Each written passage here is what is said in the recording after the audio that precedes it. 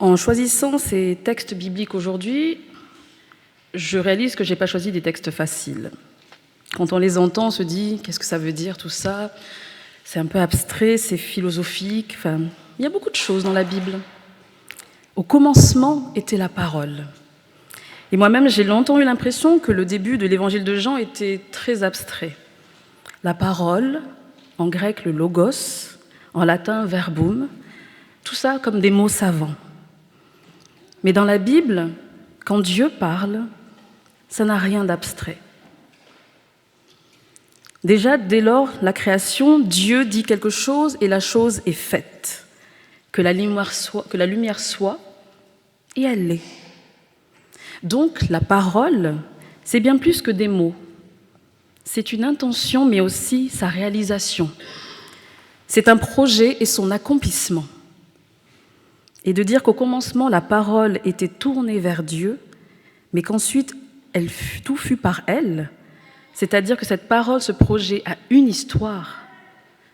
Et c'est justement Jean, l'évangéliste, qui veut nous raconter cette histoire. L'histoire d'un projet qui est la vie, qui est la lumière des humains, notre lumière. L'histoire d'un projet qui donne au monde d'exister, même si le monde ne reconnaît pas son origine même, tout comme parfois nous-mêmes nous oublions aussi d'où nous venons, quelles sont nos origines, parfois peut-être de s'enorgueillir d'être sa propre création, sa propre intelligence, elle vient de nous-mêmes. Si j'ai réussi, c'est par moi-même. Et pourtant, l'histoire de la parole créatrice et libératrice, c'est donc une histoire, mais l'histoire aussi d'un drame qui se répète depuis le commencement. La lumière brille dans les ténèbres, et les ténèbres ne l'ont point comprise, pas reconnue, pas saisie, pas capturée non plus. Parce que la parole, elle est lumière, et une lumière, elle est libre. Et c'est de cette lumière que témoignent les envoyés de Dieu, et en particulier Jean-Baptiste dont il est question dans le texte de Jean. On vous dit qu'il n'était pas la lumière, mais qu'il a rendu témoin à la lumière. Dieu est présence, Dieu est parole. Et en fait, à travers le commencement aussi de notre texte de Jean, ce qu'il nous dit aussi, c'est que Jésus était déjà présent et que c'est lui qui est lumière. On vous dit que la parole ou le verbe, suivant les versions de la Bible, s'est faite chair. Et la chair, c'est l'humain. Dieu, incarné dans l'homme, vient rejoindre l'humain. Et il vient non pas pour son propre plaisir, mais il vient aussi pour montrer qu'il a lumière et qu'il y a un lien avec la source de la lumière. Il vient amener cette lumière, il veut la partager. Je suis sûre que peut-être il y a des gens dans cette assemblée qui ont peur du noir. Vous avez remarqué que quand vous êtes dans une salle obscure ou une chambre, dès qu'on allume une toute petite lumière, tout irradie autour. Et lorsqu'on met plusieurs lumières ensemble, tout s'illumine. C'est ce que nous sommes appelés à être, à prendre conscience que nous avons une lumière en nous. Parfois, effectivement, cette lumière-là, elle resplendit et parfois, elle vacille, ou peut-être qu'elle s'éteint à cause de la vie, à cause de deuil, à cause de maladie. Mais on nous dit là-dedans qu'il y a quelqu'un qui veut rallumer cette lumière-là. Et cette lumière qui est en nous, elle est appelée aussi à resplendir, non pas toute seule dans son coin, mais avec d'autres. D'ailleurs, aujourd'hui, la plupart d'entre vous êtes venus rendre témoignage aux êtres qui vous sont chers, qui vous ont quittés. Aujourd'hui, vous allez rallumer une lumière. Ces êtres-là vous ont quitté physiquement, mais elles sont encore là dans votre cœur, dans vos pensées, dans vos souvenirs. Et une manière de penser à eux sera tout à l'heure d'allumer cette lumière. Et vous verrez sur cette table, quand beaucoup de lumières sont réunies, eh bien c'est magnifique. Lorsqu'on vit un deuil, c'est les ténèbres qui s'abattent sur nous. Le chaos, l'incompréhension, la colère peut-être pour certains, ou les larmes. Un deuil, c'est terrible, n'est-ce pas? On perd quelqu'un qui est cher. Mais aujourd'hui, on voit qu'il y a d'autres êtres avec nous qui nous aident à porter cette lumière. Je suis l'une d'entre vous.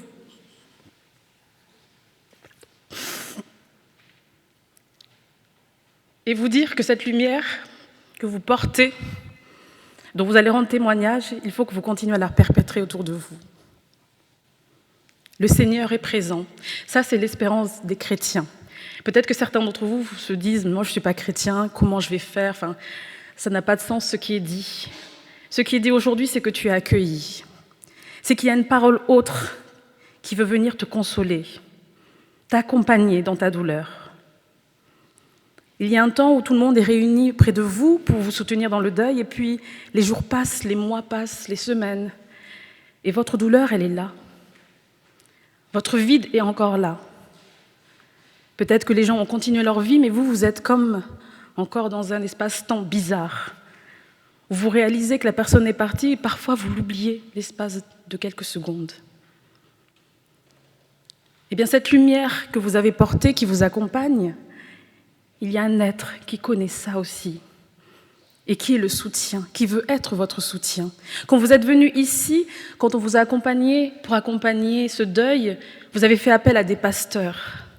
Les pasteurs, ce sont des hommes et des femmes qui essayons de vous accompagner à travers la parole, pas par nous-mêmes, pas par nos propres forces, parce qu'on a une parole qui nous accompagne, qui nous met à votre service, qui fait en sorte qu'on essaie de trouver une parole, quelque chose, un mot, pour essayer de vous accompagner un petit peu, pour rendre témoignage aussi de cet amour que nous avons reçu et que nous voulons aussi vous donner. Le deuil, tout le monde passe par là. Et pourtant, ce n'est pas si simple que ça. Même quand les personnes sont âgées, on a beau se préparer, on n'est jamais prêt. Et ça n'enlève pas en fait la douleur. Ce sont les êtres chers auxquels vous teniez, que vous auriez voulu avoir plus de temps, où vous auriez voulu peut-être ce moment en plus, avoir l'occasion de dire ceci ou cela.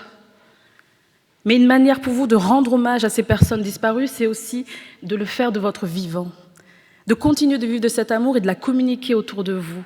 Et c'est ça, faire briller aussi sa lumière. Vous n'êtes pas seul. Même si vous avez ce sentiment-là, vous n'êtes pas seul. Et nous prions pour que vous ne soyez jamais seul. Là, dans cette parole-là, dans Jean, il y a cette histoire de Dieu qui est Père, de Christ qui est Fils, mais il y a aussi le Saint-Esprit. Une manière de le comprendre serait de prendre le soleil, vous voyez le soleil qui brille, ce serait Dieu. Prenez les rayons du soleil qui viennent vers vous, c'est Jésus-Christ.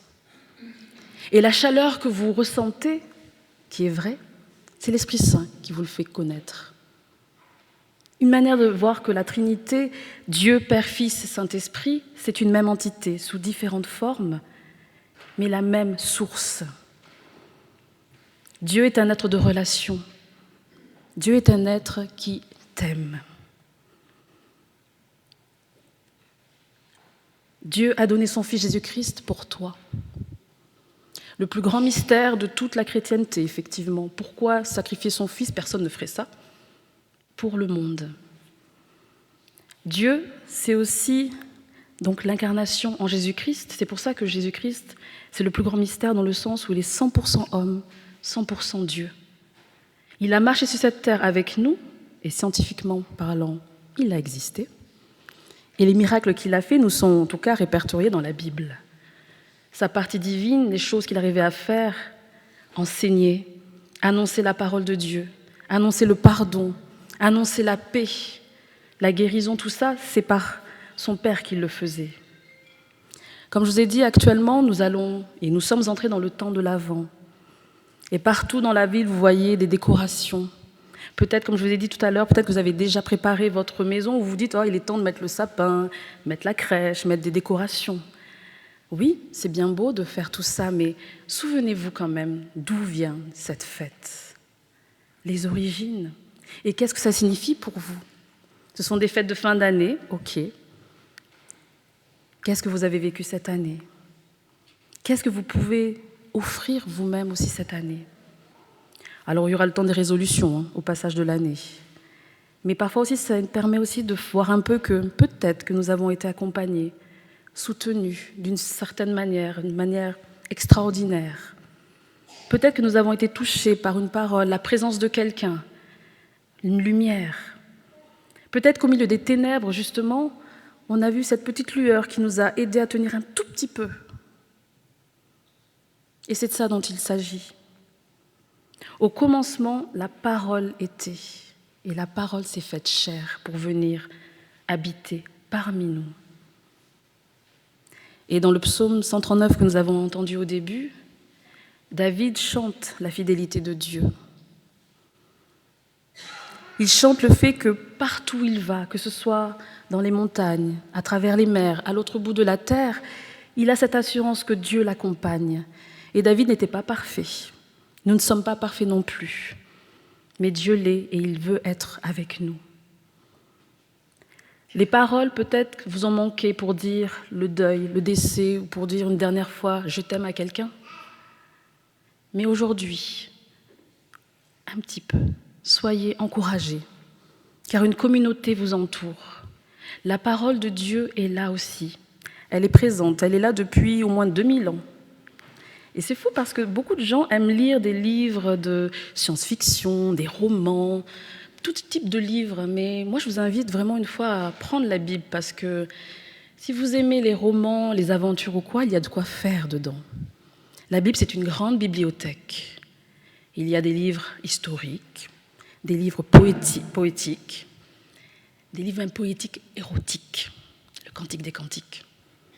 Il y a de tout. Parce que tous les domaines de notre vie, Dieu, en fait, s'y intéresse et veut cheminer avec nous. Il y a des livres d'encouragement. Il y a des livres où on peut dépenser même, où on peut déposer toutes nos peurs, toutes nos violences. Tout ce qu'on aura envie de faire à quelqu'un, c'est déposer. Non pas que nous puissions le faire, mais le déposer, parce que ce sont des sentiments mortifères parfois. Et le deuil aussi est présent dans la Bible. Toutes les émotions sont présentes. Et aujourd'hui, une manière de vous accompagner, c'était de vous annoncer que cette lumière, déjà, c'est vous. Aidez-vous les uns les autres à rallumer cette lumière et à briller avec les autres. Tu as de la valeur. Tu es aimé tel que tu es. Tu n'es pas parfait, mais Dieu t'aime en premier. Et Dieu veut t'accompagner dans ce que tu vis de deuil. Et nous avons l'espérance aussi que nos défunts, eux, reposent auprès de Dieu. Ils sont en paix là où ils sont. C'est notre espérance, notre espoir. Et l'ultime espoir, c'est de les retrouver un jour, là où il n'y aura plus de maladie, plus de deuil, plus de douleur. C'est notre espérance, c'est notre croyance. Donc aujourd'hui, ce qui était dit, c'est viens briller, et tout à l'heure, allume une lumière avec laquelle tu pourras peut-être partir si tu le souhaites. Mais la parole qui t'est dite, elle t'est annoncée à toi. Comment tu la saisis? Est-ce que tu la prends pour toi? Est-ce que tu décides de la mettre de côté? Tu en es libre. Car je sais que le jeu aujourd'hui, c'était aussi de venir et de se dire, on doit quand même écouter la parole, voir ce qu'il va se dire, comme ça on pourra au moins rendre hommage. Mais merci de jouer ce jeu. Et si tu es appelé aujourd'hui, c'est que Dieu aussi avait quelque chose à te dire, à toi. Quel que soit ton âge, quel que soit ton cheminement, tes questions ou tes doutes, le Seigneur est avec toi, qu'il t'apporte sa paix, non pas celle du monde, mais sa paix à lui, et qu'il continue de te réconforter. Amen.